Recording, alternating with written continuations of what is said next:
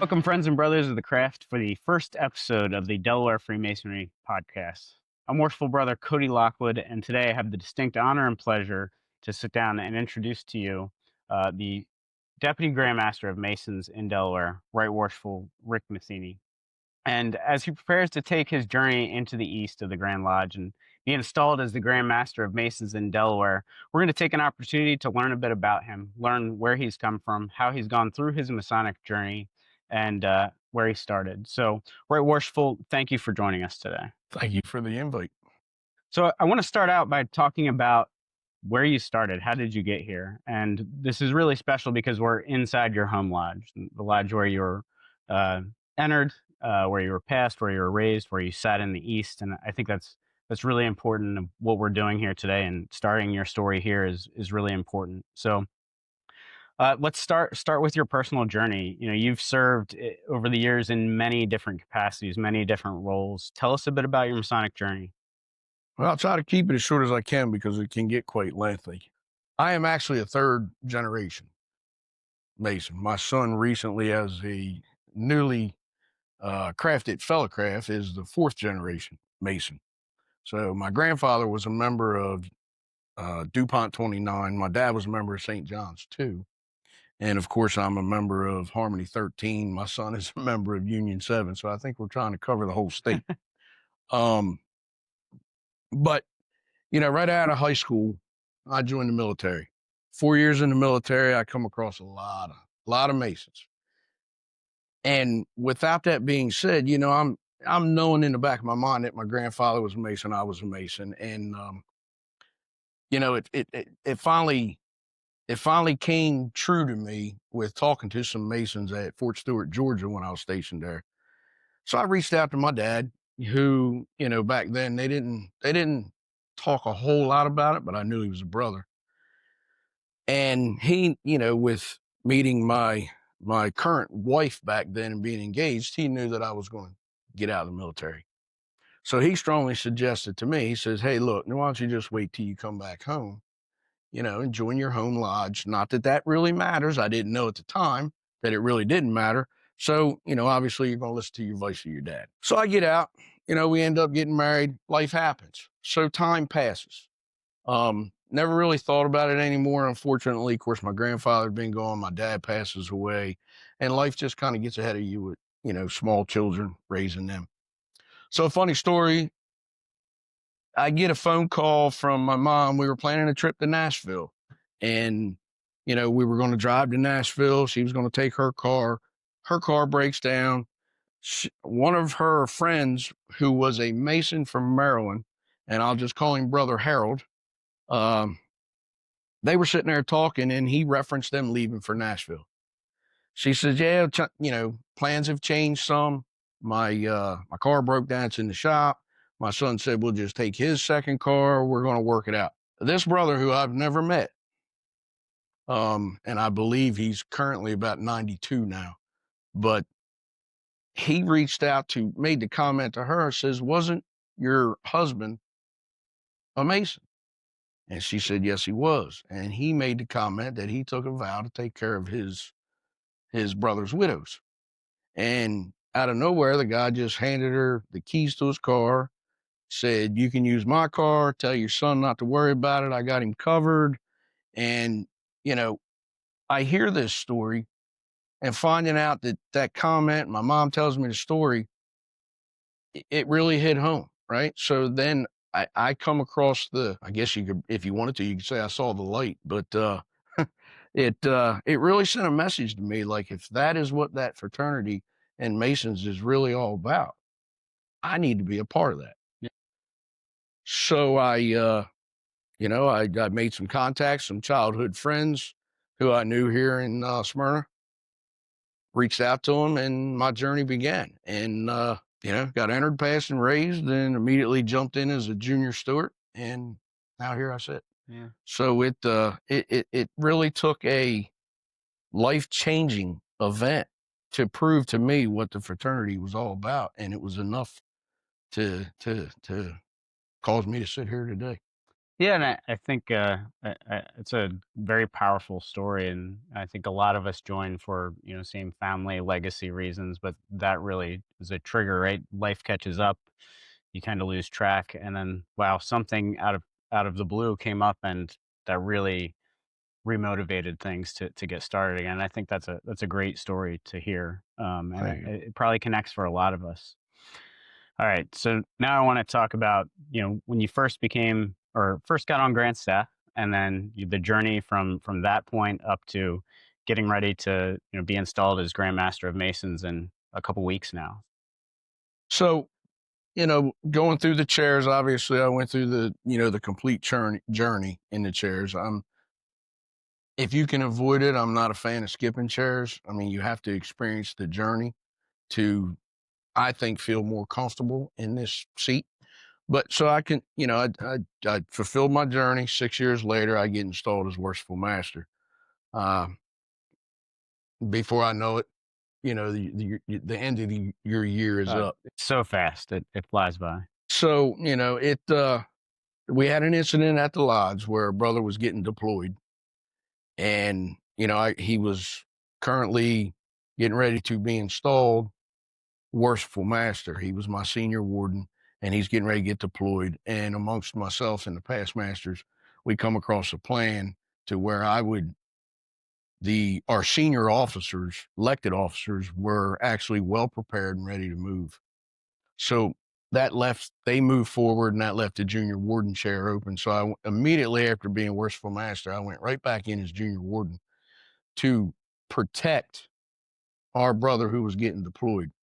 So he served his year, he comes back, and instead of me being installed as senior warden, he just fulfilled that, sat 1 year senior warden, and ended up making it to the East.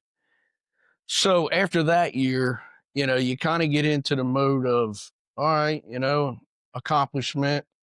Now what? Yeah. Right. So if you're committed here, it, you know, I'm like, now what do I do? So my main focus going through the chairs was Blue Lodge, Blue Lodge, Blue Lodge. So after being master and sitting junior warden, I started joining other appendant bodies and getting real active there. And, it came to a surprise that past Grand Master Jeff Haas came to me, going into his first year in 2020, and asked me to set Grand Tyler. And of course, I immediately jumped on the bandwagon with that. But and then the journey continues, right? I'm getting ready to go into my 6th year in a row on Grand staff, and Marianne and I are just enjoying the ride. There's a little bit of nervousness with me, like come October of 2026. And Marianne's the same way. We sit back and it's like, okay, Yeah. not that you ever walk away from it, but there's a little bit of nourishment there because I just, I it's in my heart. I have to be involved. I have to stay in tune, and I have to stay connected with my brethren. Some of my things going forward, obviously my theme going into Grandmaster is strong bonding, strong future. Um, I know as simple as that sounds, there was a lot of thought process in that going forward. I spent many years as a union boilermaker and a welder. So, I'm looking at taking sometimes similar metals, but a lot of times dissimilar metals, and you're bonding these together to last a lifetime. So with that being instilled, I said this basically what we do in Freemasonry. We're taking all walks of life, brother, into this fraternity, and we're creating bonds that last a lifetime. The idea is at the heart of Freemasonry. Freemasonry is one of the oldest, that fraternities that have created that whole bonding to last a lifetime. Hence my theme, strong bonding, strong future. I'm very passionate about that.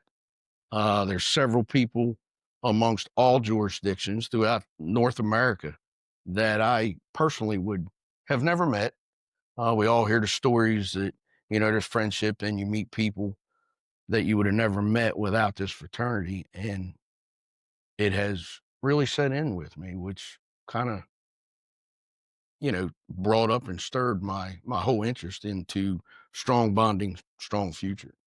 It really is. I mean, that's a great point. I mean, for myself, even I travel all over the world, and I spend a lot of time in Switzerland, and I got introduced to a lodge secretary in Switzerland, and I have a great friend now. I mean, even Yeah. before I met him, if I need a ride from the airport, he never met me. He picked me up from the airport. So it's really a great point, and I think that's a great theme for the year and message to send. All right, so we heard your theme, and I think that's a great message and theme to all Masons. And what I want to hear about a little bit now is your core goals for your year. So obviously we want to maintain tradition. Um, there, you can continue to move forward while maintaining history and the principles and values of this fraternity. So I mean, obviously there's a huge focus on retention, um, and membership. Um, the goal is obviously retention with me. I know we're going to get new members in, right? We always do. What I love to see that number skyrocket. Absolutely, as long as it's quality. Quality, brethren, is what the fraternity needs. But with retention, we have to make it more interesting, or even reach out to brethren that we haven't seen in a while. And just it's as simple as asking them, where did we fail you? Right. So obviously you've lost interest. So what can we do to spark that interest? Big age gap and what you do to do that. So, one of my goals is let's just focus on retention. Let's give the brethren and the fraternity what we need and not worry about a quick influx. But, if I can be just a part of a successful year and bringing things to continue to move forward, that's, that's all I'm asking for.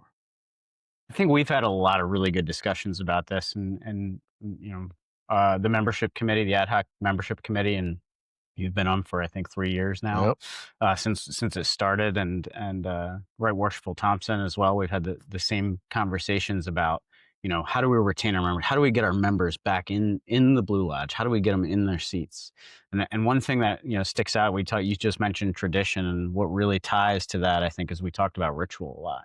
Having really good, strong, powerful degrees that make people really want to be there. I think that ties to tradition, in my opinion, and keeping with the ritual, making sure it's good. That when guys come back, they see a really good degree, man, they want to come back for another one That's and right. another one, right? That's So right. You have to stress the fact of the ritual because, yeah, without saying too much, it it can deter brother, right? So we have to stay on top of our history and continue to maintain the strong, um, even individual lodge reputations. Officers when they leave, they know whether the candidate had a very good night or yeah, not. And, there has to be self satisfaction there. So if we can somewhat or try to support our officers to be proud of what they're introducing a candidate to, we need to focus on that. yeah, absolutely. I think I get to instruct the officers at Hiram, which is an honor to be able to do that. But that's one of the points we always push is make that candidate remember it, because not That's only right. will that candidate remember it and want to come back for more, the other brothers sitting in the lodge will remember that degree and they want to say That's thank right. you. So, what message do you have for all Delaware Masons, from the youngest entered apprentice to our most seasoned past masters? What message do you have for them? To all Delaware Masons and even vis- joining jurisdictions, the message should be the same, I think, from the entered apprentices to our deeply respected past masters. I extend a sincere appreciation, for the commitment to the craft. And, each of them play a vital role in keeping the fraternity strong and relevant. So I just, as far as a message to them, I would say let us continue to uphold the principles, brotherly love, relief, and truth, and strive to be examples, right? So, of integrity, service, unity, in our lodges and especially in our communities, right? So by honoring the traditions and embracing the future, we can ensure that Freemasonry in Delaware remains, I mean, a beacon of light for generations to come. I mean, that I don't know how I can say it any clearer. It's pay to respect and just maintain our principles and keep moving forward. And, I appreciate all Masons and just hopefully they can put a focus to maintaining their journey, which brings us back into retention, right? So we have to keep them focused. Absolutely. I think that's a great and powerful message for everybody. So every lodge in Delaware has its own strengths and challenges, and we've noticed that through the membership committee and all kinds of events that we do. We see every lodge. Everybody has strengths. Everybody has some challenges that they go to, and I think a question for a lot of us is how does the Grand Lodge, how do you see the Grand Lodge supporting us as individual lodges, as through growth, through retention, through community visibility? I know we've had a lot of discussion about community A lot. visibility and how that affects retention and growth, but how do you see Grand Lodge supporting that? Well, as Grand Master, I see Grand Lodge's role as being a support system, obviously. Not to tell the lodges what to do, but to give them the tools, for growth and guidance, to grow in their own way.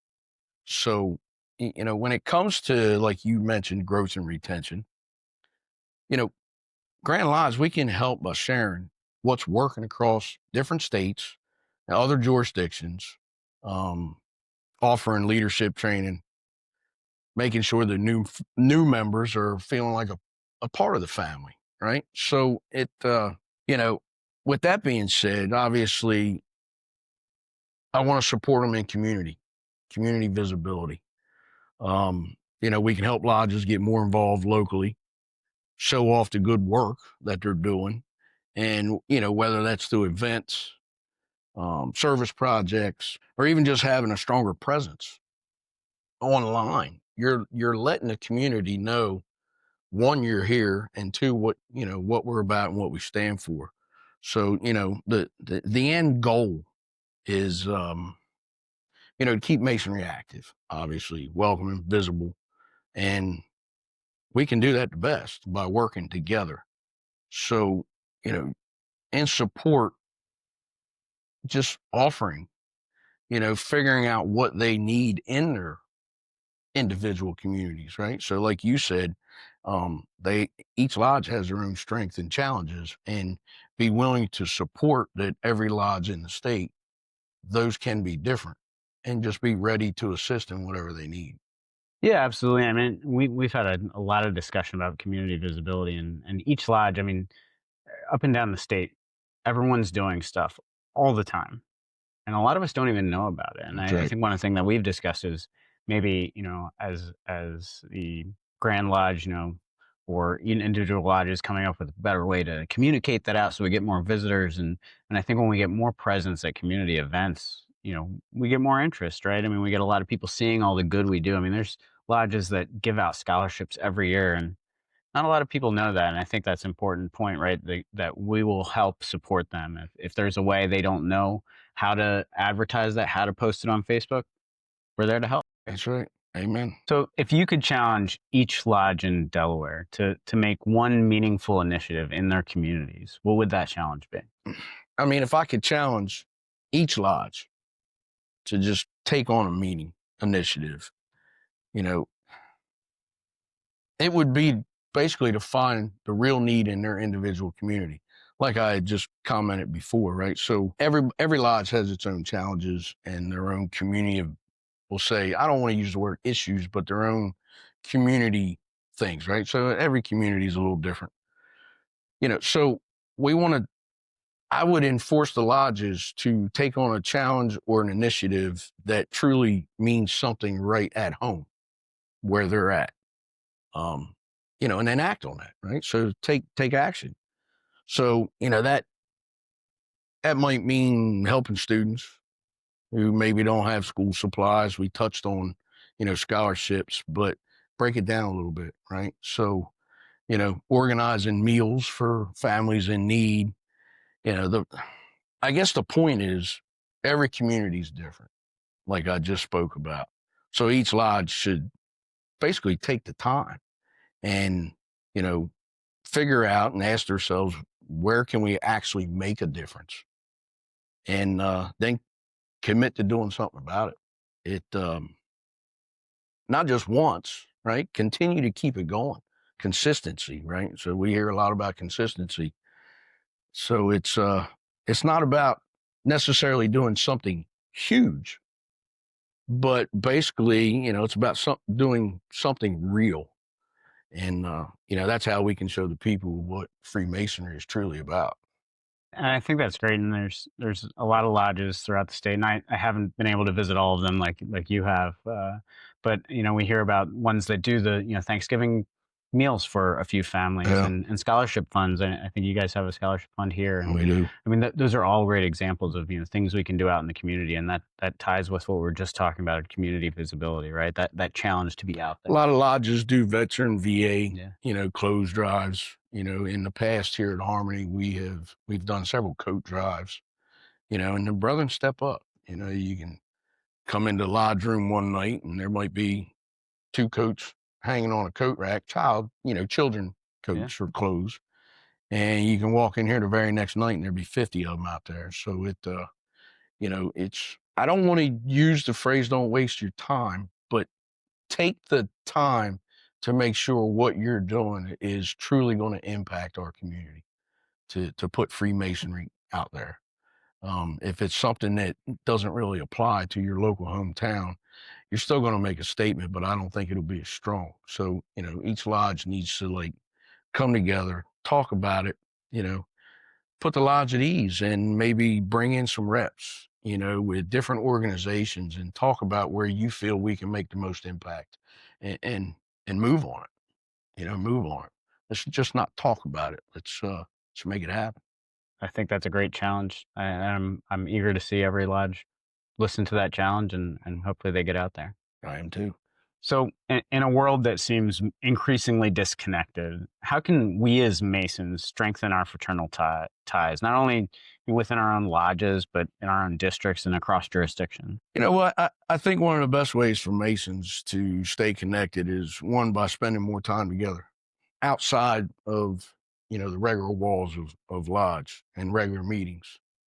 Whether that's doing, as I've touched a lot on here, community services, having family events, or just visiting other lodges more often, right? So I know a lot of them, have families. We all work, and but if you get the free moment to visit other lodges, I strongly suggest it. Again, just building those bonds, right, up and down the state and other jurisdictions. Um, it, that alone just helps build real friendships. Um, and it basically becomes not just like titles and handshakes. So you're building these bonds up and down the state. I think it would be really nice to see lodges from different districts. We have a few here in the state that are currently doing that. Different districts or even different states team up on some projects or events, community events, right? So, if you have something scheduled in your home lodge and uh, a neighboring lodge or from the top to the bottom of the state, if there's something else going on, invite them, right? Invite them to participate. Basically, we're putting masonry in whole out in the public. So invite them to work. It builds that bond, right, up and down the state. When people work together for a good cause, that's what brings them closer together. When people work together, it just creates a world where nowadays there's a lot of people that, can feel alone at times. And Masonry can be that place where you feel like you belong. So, but the only way we can make that happen is we, we, we need to keep reaching out to each other. And, again, strong bonding, strong future. I think that's great, and your theme really ties that together, right? How do we strengthen our fraternal bonds? And something that I've learned is, we try, a lot of lodges try to have social engagements or social events. Bring your family, That's right. and a good part of that is, there's a brother in our lodge who, he has a wife and he has a daughter about the same age as my son, and our wives would have never met. That's right. And now they come to birthday parties. We do all kinds of things together outside a lot, to go trick or treating together. And it, was all that, okay, we're doing something at the lodge together. We're having a social event. And now that bond is more than just the lodge. Now it's our families, our kids. And I think that's a great example of things we can do. Yeah, right. So, as past Grandmaster Ron Ferrero, family affair theme, again, I strongly support that, right? So, you're exactly right. So the more it starts at the different lodges coming together or working together or just visitations or social events with the families, right? So these friendships and these bonds can actually start through our significant others and, continue to grow from there. If we don't get out and have these events and support each other, especially at family functions, that growth never happens. So yeah, I mean, I support a team link, Yeah. right? So let's, especially including your families. So, looking even further ahead, what excites you most about the future of Freemasonry in Delaware? First, I think it's awesome how much, good Masons are already doing, as I said before, through charity, scholarships, events, and stuff like that. But I'd love to see that grow even more. It, make a bigger impact, obviously, in our communities, like we've talked about. I think it would be extremely helpful if lodges obviously could make their meetings more meaningful. And we talked a little bit about that. But don't be afraid to bring in those deeper discussions. More focus on tradition, brotherhood in general. Set your lodge at ease and bring in speakers and just to continue to build. So, Freemasonry right now has a great opportunity, right?